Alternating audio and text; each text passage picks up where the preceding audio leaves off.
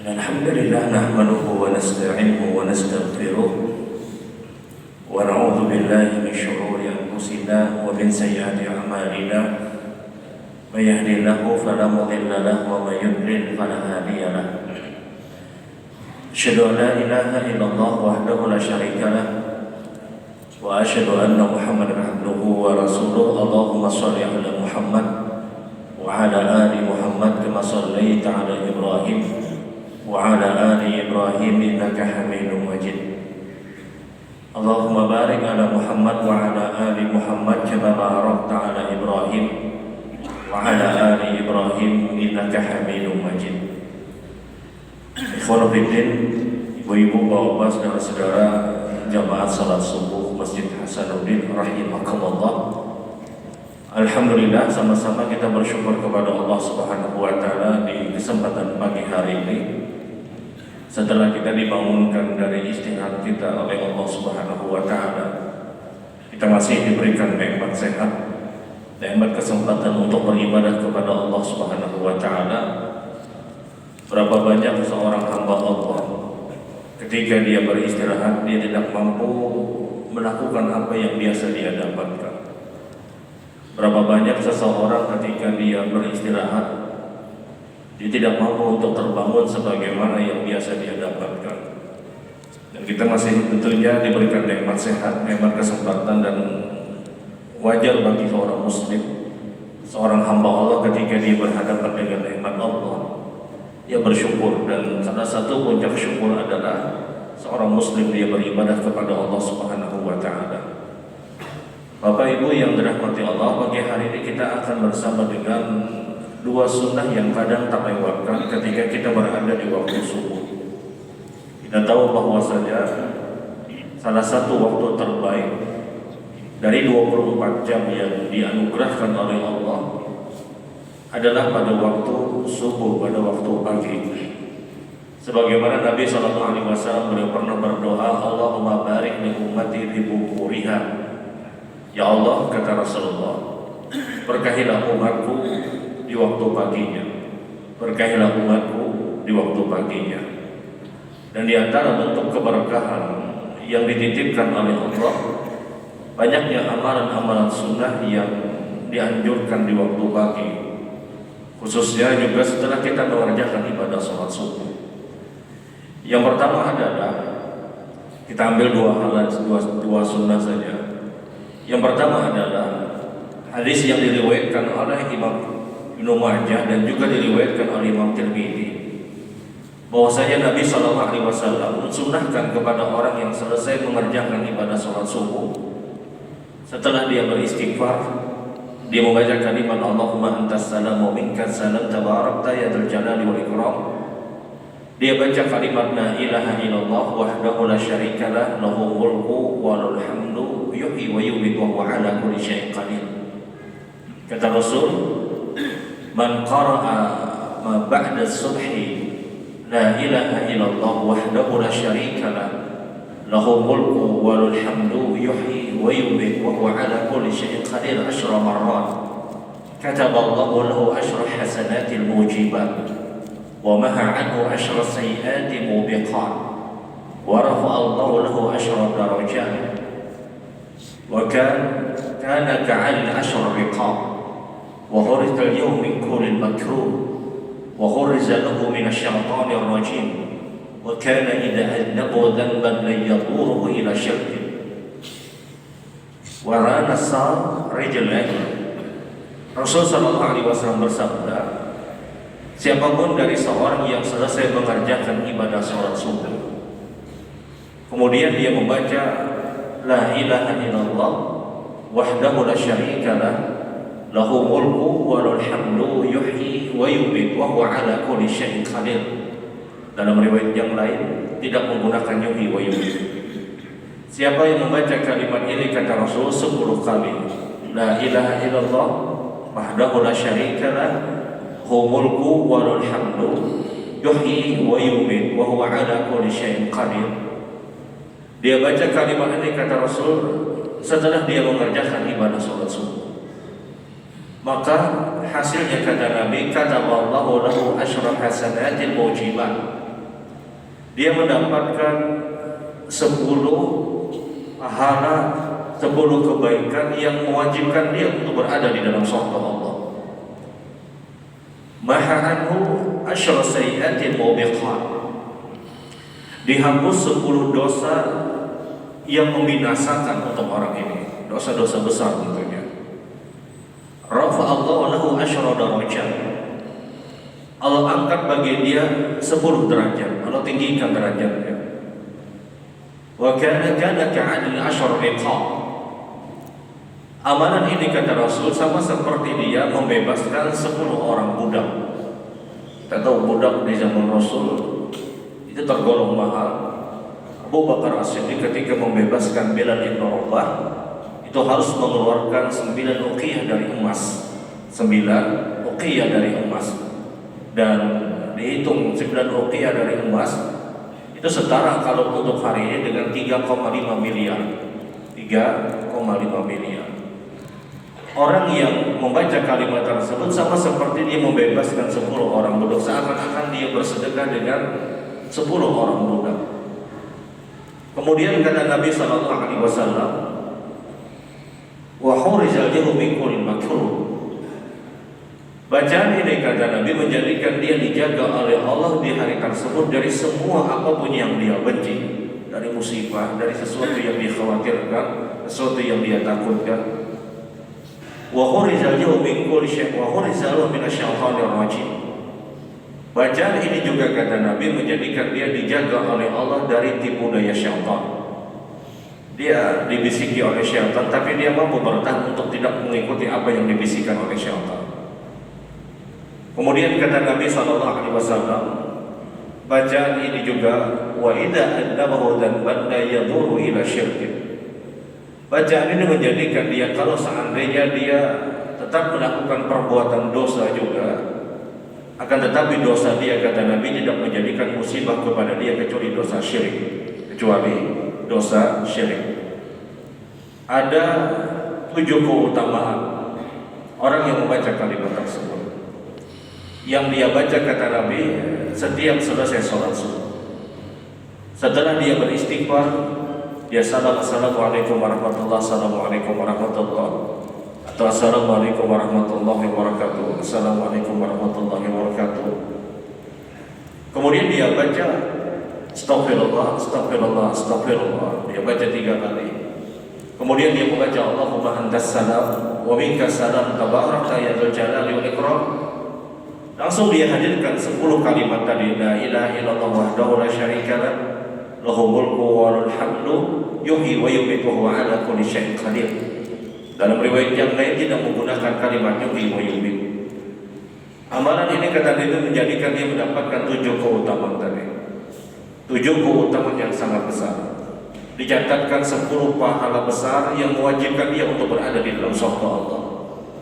Satu ibadah saja yang ibadah tersebut tergolong besar itu bisa melapangkan dia untuk berada dalam surga Allah dengan rahmat Allah. Bagaimana dengan 10 pahala besar yang disiapkan oleh Allah Subhanahu wa ta'ala? Dihapus 10 dosa. Dosa mubiqat kata Nabi, dosa besar, dosa yang membinasakan. Seorang itu dikatakan berdosa kapan? Ketika dia ta'amada qalban, ketika dia memang punya niat ingin melakukan perbuatan tersebut dan dia tahu itu adalah sebuah kesalahan, kemudian dia lakukan, baru dihitung dosa. Tapi kalau orang tersebut dia tidak tahu, dia lupa, dia tidak mengerti ini adalah sebuah kesalahan, terjadi apa yang memang ditetapkan, apakah dia dikatakan berdosa? Tidak. Seorang dikatakan berdosa ketika dia punya niat, dia ingin lakukan perbuatan tersebut. Yang perbuatan tersebut dia tahu itu adalah sebuah kesalahan, barulah dihitung orang itu berdosa. Tapi kalau orang tersebut tidak tahu itu adalah sebuah kesalahan, dia tidak punya niat ingin melakukan perbuatan tersebut, atau dia lakukan perbuatan tersebut karena ketidaktahuan dia, karena lupanya dia, maka orang tersebut tidak dikatakan berdosa. Kalau di hari itu ada orang yang melakukan perbuatan dosa, dia ingin melakukan kemaksiatan dan dia lakukan perbuatan tersebut, dia tahu itu adalah sesuatu yang terlarang, dia lakukan perbuatan tadi, maka kalau itu terjadi, bahkan mungkin berulang sampai 10 kali dosa yang terjadi pada orang tersebut, Bahkan kalau itu pun dosa besar kata Nabi, kalimat tadi bisa menjadikan dia diampuni oleh Allah Subhanahu wa taala. Rafa'allahu lahu asyra darajat, Allah angkat 10 derajat bagi dia. Allah jaga dia dari semua apapun yang dia benci, sesuatu yang dia khawatirkan, sesuatu yang dia takutkan di hari itu. Allah jaga dia dari tipu daya syaitan. Syaitan sangat sulit untuk menjerumuskan orang tadi. Dan kalau seandainya dia melakukan perbuatan dosa, ini pun tidak mendatangkan musibah kepada dia. Salah satu sebab besar kenapa terjadi musibah atas diri kita, salah satu sebabnya adalah kita mungkin terlalu banyak dosa. Nah, amalan ini menjadikan dia tidak mendapatkan musibah kecuali dosa yang terjadilah dosa syirik. Dosa syirik. Ini 7 keutamaan yang didapatkan dengan kalimat tersebut.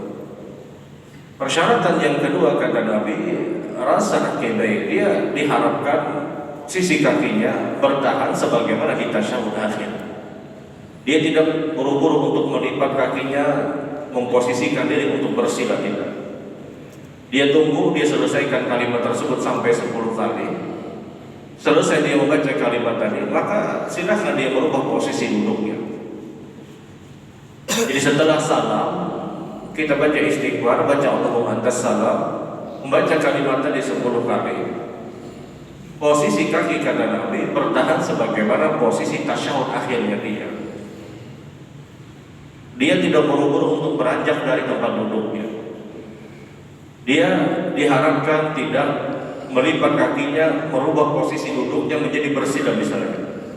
Diharapkan dia bertahan sebagaimana dia berada di tasyahud akhir. Ya, bagi orang yang tawaruk, dia bertahan dengan tawaruknya dia sampai selesai bacaan tadi, silahkan kemudian dia bersila. Ini syarat yang diajukan oleh Nabi Sallallahu Alaihi Wasallam. Dan itu disunnahkan di waktu subuh dan di waktu maghrib. Di waktu subuh dan di waktu maghrib.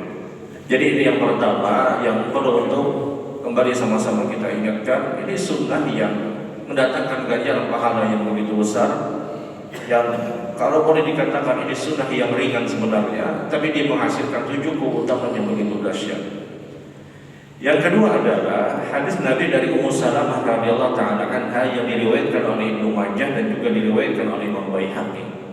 Kata Ummu Salamah, salah satu kebiasaan yang melekat pada diri Nabi sallallahu alaihi wasallam setiap selesai subuh boleh membaca kalimat Allahumma inni as'aluka ilman nafi'a wa rizqan thayyiban wa amalan mutaqabbalan.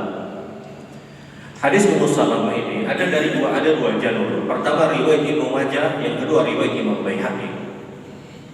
Yang pertama, Ummu Salamah menceritakan kana Nabi sallallahu alaihi wasallam yaqulu ma ba'da subhi Allahumma inni as'aluka ilman nafi'a wa rizqan thayyiban wa amalan mutaqabbalan. Wa ruwiya anna Nabiy sallallahu alaihi wasallam qala hina ma ba'da subhi Allahumma inni as'aluka ilman nafi'a wa rizqan thayyiban wa amalan mutaqabbalan. Kata Ummu Salamah, Nabi sallallahu alaihi wasallam setiap selesai salat subuh beliau berdoa, Allahumma inni as'aluka ilman nafi'a wa rizqan thayyiban wa amalan mutaqabbalan. Dalam riwayat yang lain, Nabi sallallahu alaihi wasallam berdoa setiap selesai salat subuh dan langsung beliau mengucapkan kalimat Allahumma inni as'aluka ilman nafi'a wa rizqan thayyiban wa amalan mutaqabbalan. Bagaimana pemahamannya? Pemahamannya adalah seorang membaca kalimat tersebut, dia boleh membacanya setelah dia menyelesaikan zikir-zikir yang disunnahkan, setelah tasbih, tahmid, takbir dan yang lainnya. Sebelum dia berdoa mengangkat kedua tangan, dia bisa memasukkan Allahumma inni as'aluka ilman nafi'a wa rizqan thayyiban wa amalan mutaqabbalan. Atau dia bisa memasukkan kalimat tersebut kapan? Ketika dia mengangkat kedua tangan pada saat dia berdoa. Ingat, dua-duanya ada hadis dari Nabi SAW. Bagi orang yang ingin membaca kalimat tersebut sebelum dia berdoa mengangkat kedua tangan, itu pun ada hadis yang disebutkan. Bagi orang yang membaca kalimat tersebut, yang dia masukkan kalimat tersebut dalam doanya, itu pun ada riwayat. Kadang sebahagian orang mohon maaf, dia masukkan kalimat tersebut setelah dia berzikir. Allahumma inni as'aluka ilman nafi'a wa rizqan thayyiban wa 'amalan mutaqabbalan. Kadang ada orang yang memasukkan kalimat tersebut kapan? Di dalam doanya. Dan kedua-duanya dibenarkan. Kedua-duanya dibenarkan. Jadi tidak perlu kita untuk saling menyalahkan. Yang satu menggunakan kalimat ini dibaca pas lagi kita berzikir di sini. Yang satu mengatakan kita baca kalimat ini ketika kita berdoa. Kedua-duanya ada hadis dari Nabi Sallallahu Alaihi Wasallam. Yang satu diriwayatkan oleh Ibnu Majah, yang satu diriwayatkan oleh Imam Baihaqi. Dan siapapun yang bahkan kalau kedua-duanya dipilih pun tidak dipermasalahkan kata para ulama. Dia selesai baca tasbih, tahmid, takbir dan yang lainnya, dia baca Allahumma inni as'aluka ilman nafi'a wa rizqan thayyiban wa 'amalan mutaqabbalan.